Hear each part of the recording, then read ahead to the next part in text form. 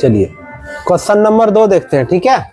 Exercise 1 प्रश्नमाला 1 1A का question number 2। इसमें क्या है, 2 नंबर में लिखा है कि परिमेय संख्याओं 2/5 और -7/30 के लिए योग की क्रम विनिमयता की जांच कीजिए। यानी कि एक क्रम विनिमय नियम में ये संतुष्ट यानी पालन करता है या नहीं करता, यानी जांच करना, योग की क्रम विनिमयता की जांच करिए। 2 नंबर में भी है कि परिमेय संख्याओं -7/18 और 5/12 के लिए योग की क्रम विनिमयता की जांच कीजिए। चलिए, जब भी इस एक्सरसाइज को जब भी देखो तो सामने में अपना बुक रखो, ठीक है, मैथ यानी किताब रखो। हो सके क्वेश्चन लिखने में थोड़ा बहुत कहीं मिस्टेक हो जाए, हो सकता है कि नहीं, इसलिए किताब रखोगे तो आप शुद्ध उससे क्वेश्चन लिख लेना घर में। जब इसको बनाओगे तो सबसे सामने में किताब रखना, हो सके क्वेश्चन लिखे कहीं मिस्टेक हो जाए, ठीक है, इसलिए किताब सामने रखिएगा, तब बनाने में आपको सही लगेगा। बाकी सॉल्यूशन यहाँ से देख। क्रम विनिमय नियम आप पढ़े हैं पहले, तो क्रम विनिमय नियम में कितनी संख्याएं होती है, कितनी परिमेय संख्या, क्रम विनिमय नियम में 2 परिमेय संख्या होता है। कितना होता है, जो कि यहाँ दिया हुआ भी है, कितना होता है, 2 होता है, ठीक है। जैसे क्रम विनिमय नियम में होता है P/Q प्लस R/S बराबर R/S प्लस P/Q। यही क्रम विनिमय नियम का नियम पढ़े होंगे, याद करिए, पढ़े है ना जी, यही है ना क्रम विनिमय नियम का क्रम विनिमय नियम। P/Q प्लस R/S बराबर P/Q। तो इसमें P/Q आपका कौन हो जाएगा, 2/25 ना, कि 2/25 और Q नहीं, वो नहीं बोल रहे हैं।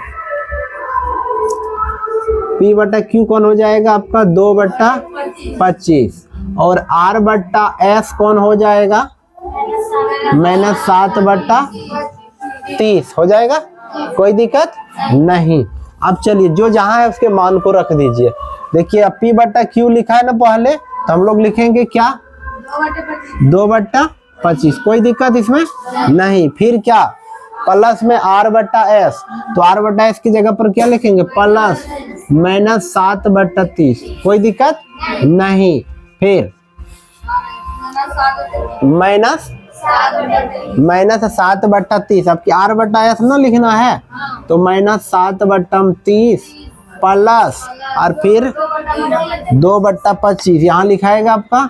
अब दोनों 2/25, अब दोनों को हम बनाएंगे और बनाने के बाद देखेंगे कि दोनों तरफ जो वैल्यू यानी मान जो प्राप्त होगा दोनों पक्ष में बराबर आता है या नहीं आता। हम लोग सीखे हैं योग में क्रम विनिमय नियम का पालन करता है मगर अंतर में नहीं करता है। तो अगर गलत हो जाएगा तो 25 और 30 का एलसीएम कितना हो जाएगा, जल्दी पहले बात करो। 25 और 30 का कर लो, देखो निकाल करके देख लो ना, उतना क्या टेंशन है। 5 से 5 है 25 और 5 6 की 30 और कटेगा नहीं। 5 है 25, 25 छक कितना होता है 150 यानी 150। एलसीएम कितना आ गया 150। 25 से इसको भाग दे दो 6 बार में, 6 को 2 से गुना कर दो 12। 30 से भाग देंगे 5 बार में, 5 से इसको गुना करेंगे -35, कोई दिक्कत। इधर भी करते हैं, इधर भी एलसीएम कितना होगा 150। 30 से 5 बार में 5 को करेंगे -25 से क्या बार में 6 बार में, 6 दूनी 12। चलिए 12 प्लस माइनस 35/150 और इधर -35 प्लस 12/150। ये दोनों घट जाएगा, कितना बचेगा घट करके 5 में 2 गया 3 और 3 में 1 गया 2, -23/150। फिर इधर देखिए ये दोनों घटेगा कि जुटेगा, घटेगा। माइनस में 35 है, घटेगा ना, तो 5 में 2 जाएंगे तो कितना बचेंगे 3 और 3 में 2 जाएंगे तो कितना बचेंगे, 3 में 1 जाएगा तो कितना बचेगा 2। फिर माइनस, देखो दोनों तरफ बराबर आया ना, और नहीं आता तो डिस्टर्ब हो जाता कहीं। फिर सेम देखते हैं इसमें भी वही करना है हमको। Q प्लस R बट्टा S बराबर R बट्टा S प्लस P बट्टा Q। कोई दिक्कत नहीं। जब लिखोगे ना फेयर में तो पहले इसको लिख लेना यहाँ तक और फिर इसको इसके नीचे में लिखना, उधर नहीं लिखना, नहीं तो कॉपी में अटेगा नहीं। ऐसा नहीं कि लिखिएगा सर इस प्रकार से लिखा है हम भी उधर लिख देंगे तो आप लोगों को अटेगा, नहीं अटेगा। पहले इनको लिखना है, फिर इसको लिखना है, फिर इस सारा कहाँ लिखोगे, दोनों तरफ, ज्यादा उधर भी नहीं सटाना है, न ज्यादा इधर सटाना है, बीच में लिखते जाना है। फिर यहाँ देखिए P बट्टा Q आपका क्या हो जाएगा, बात करो अभी, -7 बट्टा 18 और R बट्टा S आपका क्या हो जाएगा 5 बट्टा 12 हो जाएगा। चलिए फिर से करके देखते हैं, यहाँ ध्यान दीजिए। तो -7 बट्टा 18 लिखेंगे पहले, आए P बट्टा Q है भैया, तो लिखेंगे ना -7 बट्टा में 18 प्लस R बट्टा S 5 बट्टा 12। देख रहे हैं आप लोग, कलम भी चला रहे हैं, ध्यान दीजिएगा, समझने का प्रयास करिएगा, लिखने का तो काम बाद में भी कर सकते हो। अब की क्या लिखेंगे, जो नहीं बोल रहा है इसका मतलब आप समझ सकते हैं कि उसका कलम चल रहा है ना, क्या एकदम पूरा पेट। उसको लिखना सबसे ज्यादा जरूरी लग रहा है कि कॉपी में आ जाएगा, समझे या ना समझे उससे क्या मतलब है, लेकिन अगर ये समझ करके दिमाग में आ जाएगा तो कभी जीवन में नहीं भूलोगे, और कॉपी में तो आज छोड़ दोगे तो कल भूल जाओगे, है कि नहीं है।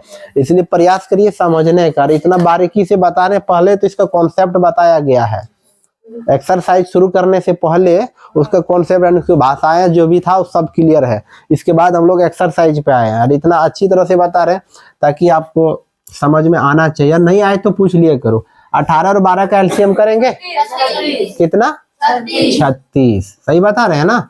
18 से 36 क्या बार में लगे, 2 बार में। 18 दूनी 36 तो 7 दूनी 14 प्लस 12 तिया 36 3 बार में, 5 तिया 15। फिर एलसीएम कितना 36 12 तिया 36 5 तिया 15। फिर 18 दूनी 36 7 दूनी -14, तो इसमें घटेगा तो कितना बचेगा, -14 प्लस 15 बट्टा 36। और इसको गुना करोगे ना एक बार, माइनस प्लस माइनस 14 बट्टा में 36। अब घटा दो कितना बचेगा, 1 बट्टा 36 और इधर भी 1 बट्टा। देखो दोनों तरफ मान बराबर आ रहा है ना, इससे क्या समझ सकते हैं कि ये क्रम विनिमय नियम का पालन, हमको जांच करने के लिए बोला था कि क्रम विनिमय नियम का पालन करता है या नहीं, जांच कीजिए तो बता सकते हैं कि ये क्रम विनिमय नियम का पालन करता है या नहीं। तो नीचे आपको क्या लिखना है,